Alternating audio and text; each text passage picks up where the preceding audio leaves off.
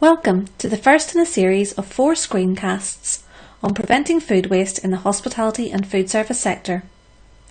I'm Catherine Timms, and I'll be introducing WRAP and its role in supporting you in preventing food waste. This series of screencasts will help you to gain an overview of the hospitality and food service sector and the size of the food waste issue. Identify where food waste prevention opportunities arise within business operations. Broaden your understanding of the actions that businesses can take to prevent food waste and how this can save money and improve profits. And understand WRAP's business support tools and sources of guidance and know where to find them. In this first screencast, I'll look at why wasting food matters, the value of food, how much food is wasted, why prevention is key to making cost savings, and how you can help businesses to make changes and save money in the process. I'll also provide an overview of some key sources of business support, including WRAP's Hospitality and Food Service Agreement. This introductory screencast will last about 15 minutes. First of all, I'll give you some background on WRAP and what we do. We are recognised nationally and internationally as experts in the sustainable use of resources. We're funded by all 4 UK governments, as well as international organisations such as the EU and the UN. We undertake research to provide evidence on the case for making change. We provide practical advice, tools and guidance to support business in making the changes necessary. And we work with a wide range of partners, such as trade bodies, businesses, individuals and local authorities. We are also working more closely with people with key roles in the industry, such as yourselves, as environmental health practitioners. So, essentially, our expertise is in helping others take the journey from awareness to action. We identify where there is a market failure in the sustainable use of resources such as food. And we bring people together to look at what the options are to solve it, and then work with others to stimulate change. This is what we are doing with food waste reduction. We've gathered evidence across the UK hospitality and food service sector. We've quantified the amount of food waste in the sector and at what stages of the supply chain it's produced. We're working in partnership with key stakeholders such as government, businesses, trade associations and the Chartered Institute of Environmental Health. And we've developed a range of guidance tools to help business reduce and manage their waste. We recognise how important your role is in this process, and these screencasts are to help you promote the benefits of preventing food waste when you talk to businesses, share the experiences of other companies that have taken action, and become advocates of best practice. During these screencasts, we'll provide the necessary information to enable you to offer businesses practical ways to prevent food waste. We believe this approach will enhance and add value to your regulatory role, as does the Chartered Institute of Environmental Health. 10 environmental health practitioners in Great Yarmouth are already putting this into practice since attending WRAP workshops in October 2012. Their positive reactions led to a further 50 environmental health practitioners attending half-day food waste prevention CPD sessions in September 2013. Another 75 found out about some of the highlights at a continuing professional development day in Sussex, and another 35 at the Northern Ireland CIEH conference in November 2013. Now the key messages are being made available through these screencasts, which are being made in each of the 4 jurisdictions. Feedback received to date indicates that businesses appreciate practitioners talking about how they can help and support them rather than just enforcing regulations. This approach has now become a natural part of the day-to-day activities for many environmental health practitioners. These practitioners are reinforcing basic good practice, including proper storage, stock rotation, and better stock awareness.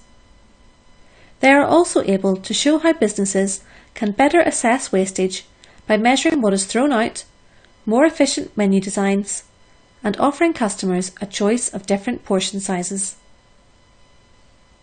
WRAP's experience already shows that you are in an ideal position to advise businesses on simple strategies to cut waste and signpost them towards relevant advice and tools. And the waste prevention messages complement and reinforce your core focus on food safety standards. Now let's take a look at the size of the food waste issue in the sector. In 2013, we published industry-leading research findings that identified the true cost of food waste as £2.5 billion each year, with 42 million of this being attributed to Northern Ireland. Provides insight into the cost of food waste across different subsectors and operational environments in the UK hospitality and food service industry. Demonstrates how this true cost is set to rise over the next 3 years, and provides the business case for organisations to reduce the amount of waste they produce and realise cost savings. So what have we found? Each year, this sector serves more than 8 billion meals and produces more than 2.87 million tonnes of food and associated packaging waste. Nearly 1 million tonnes of this is food waste, of which 3/4 could have been eaten. This is equivalent to throwing away 1 in every 6 meals served. And 46% of this waste is recycled, either sent for anaerobic digestion or composted. The rest is sent to landfill. That's 54%. There is a clear need to reduce the amount of food that could have been eaten but which currently goes to landfill. This can largely be done by preventing the waste being generated in the first place and by recycling more.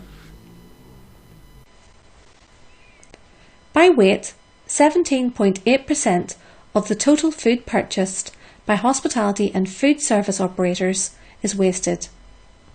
Of this, 13.2% is avoidable and 4.6% unavoidable. What does this mean in costs? Based on the data collected by WRAP, the cost of the food being wasted in the UK from the sector is estimated at 2.5 billion each year, and this is set to rise to 3 billion per year by 2016. In an industry that has around 260,000 UK outlets, this equates to £10,000 for each outlet each year. That's money that businesses on tight margins could do without throwing away. And 40% of this food waste is carbohydrates, including foodstuffs such as potato, bread and rice. WRAP's research takes into consideration the costs associated with the whole of the sector's supply chain, such as food purchase, waste management, energy and water use, labour, administration and transport. So the business has bought the food, stored it, paid people to move it around and so on. But many of the more hidden costs are not readily taken into account when a business thinks about the true value of the food it buys. Controlling these operating costs by avoiding waste will contribute to the economic success of a business. The key to realising these cost savings is for businesses to apply the waste hierarchy, and we'll take a look at this in a little more detail a bit later on in this screencast. Essentially, businesses must apply the waste hierarchy as part of their duty of care obligations, and the greatest opportunity for saving money is right at the top of the hierarchy: waste prevention. The food and drink material hierarchy provides more detail around each of the options and which ones are more preferable. For example, sending food waste to anaerobic digestion is considered to be more preferable than composting. Looking at where food waste is generated across catering operations, WRAP's research shows that it largely arises during the food preparation phase. This is particularly true for contract catering, casual and fine dining kitchens.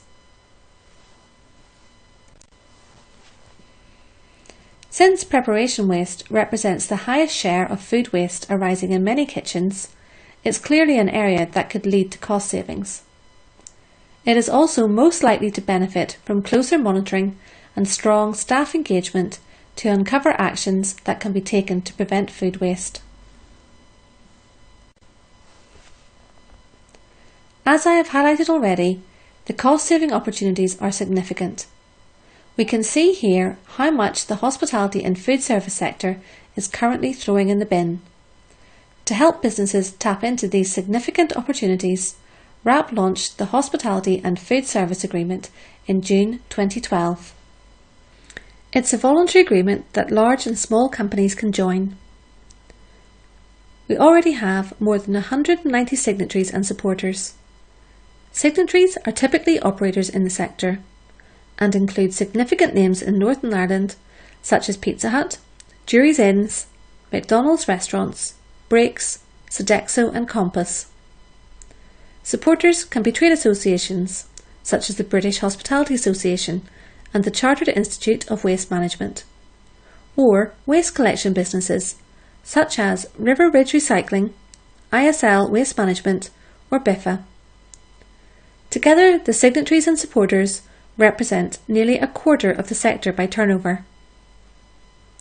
The Hospitality and Food Service Agreement is funded and supported by all 4 UK governments.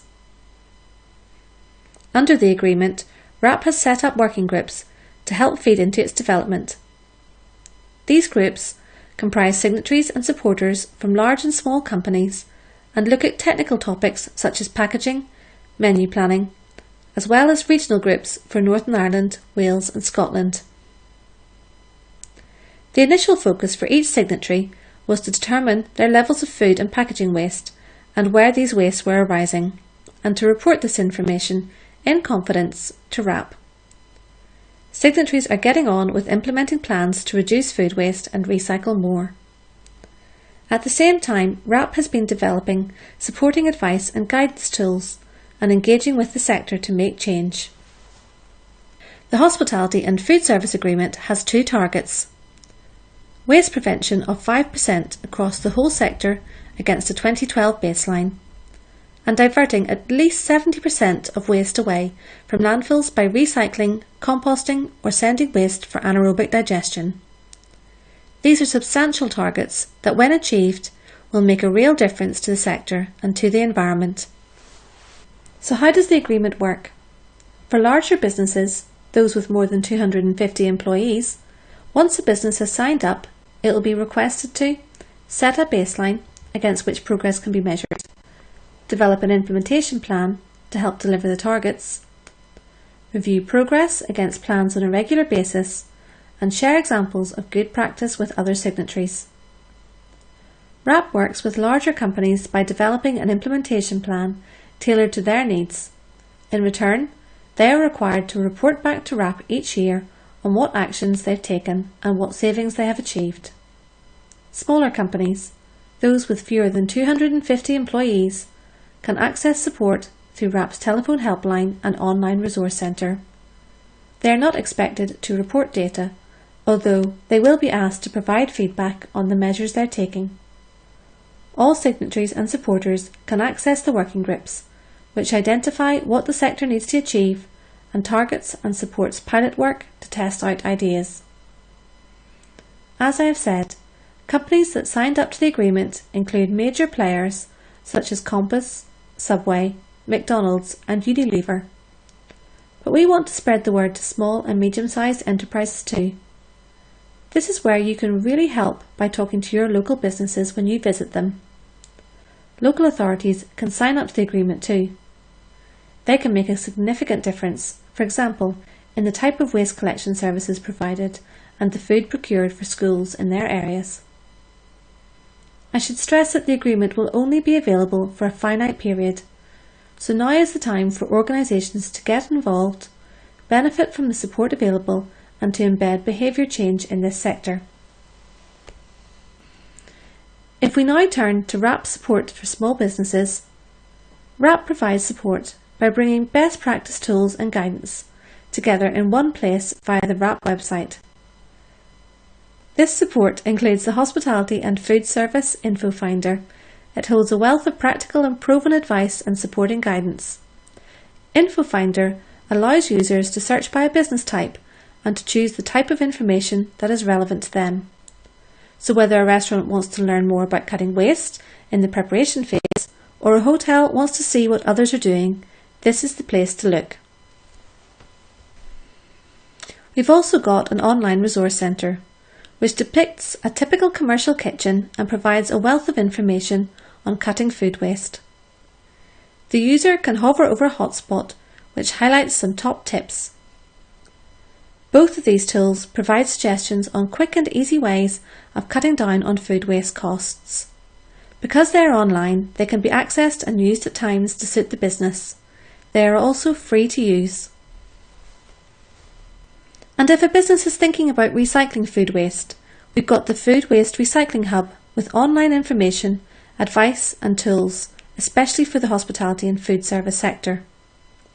The Hub helps businesses to find a food waste recycling collector, set up a new recycling system, and learn from other organisations who've taken action in this area. I also want to mention briefly some of the resources that are aimed at consumers and which are available through the Love Food, Hate Waste campaign. Perhaps the most useful information from a business point of view is the Love Food, Hate Waste resource pack for hospitality and food service businesses that helps businesses engage with their customers and reduce plate waste. So what obligations does a business have under the Waste Northern Ireland Regulations 2011? All businesses that produce waste need to know what type of waste they produce and how much. They are required to implement a system that measures their waste output on an ongoing basis. Segregate all paper, metal, plastic and glass into separate waste streams so that it's easier to recover value through the disposal chain. Apply the waste hierarchy and prevent waste wherever possible. And document the transfer of their waste for inspection by the Northern Ireland Environment Agency. Failure to do this is likely to result in a fine or prosecution. Businesses must declare on the waste transfer note or consignment note that they have applied the waste hierarchy to each waste stream detailed on the note. As I mentioned earlier, businesses must apply the waste hierarchy, and preventing waste should be the starting point. That's the top of the hierarchy, with recycling, recovery and disposal options being considered only when the waste cannot be prevented. Preventing waste results in the greatest environmental benefits and cost savings. Businesses should only deviate from the waste hierarchy where it can show that a better environmental outcome can be achieved on a life cycle basis, and they must assess the technical, economic and environmental feasibility of alternative options. Failure to comply with the waste hierarchy can result in a fine of up to £5,000. From the 1st of January 2015, the Waste Northern Ireland Regulations 2011 require businesses to segregate their waste for separate collection. This means all paper, metal, glass and plastic must be segregated, ready for collection and recycling. Commingling of these materials is not regarded as separate collections, so contractors and/or local authorities must ensure that these materials remain separated from other waste streams following collection. In Northern Ireland, environmental health officers will be involved in the enforcement of these regulations. Well, that brings us to the end of this first screencast. I'll recap what we've covered during this session. We've looked at why wasting food matters, the size of the issue and the value of the food that's wasted, where the waste occurs and why prevention is key to making cost savings, some of the wrap resources that you can signpost to help businesses make the changes required to realise those savings, and importantly, we've looked at how you can help by promoting food waste prevention and signposting sources of support. This will help businesses make the changes and help them become more economically and environmentally sustainable. What next? I invite you to take a look at Screencasts 2, 3 and 4, which go into more detail about the advice and tools you can use to advise local businesses on food waste. Thank you for listening. Please don't hesitate to get in touch by emailing hafs@rap.org.uk if you'd like to find out more. Goodbye for now.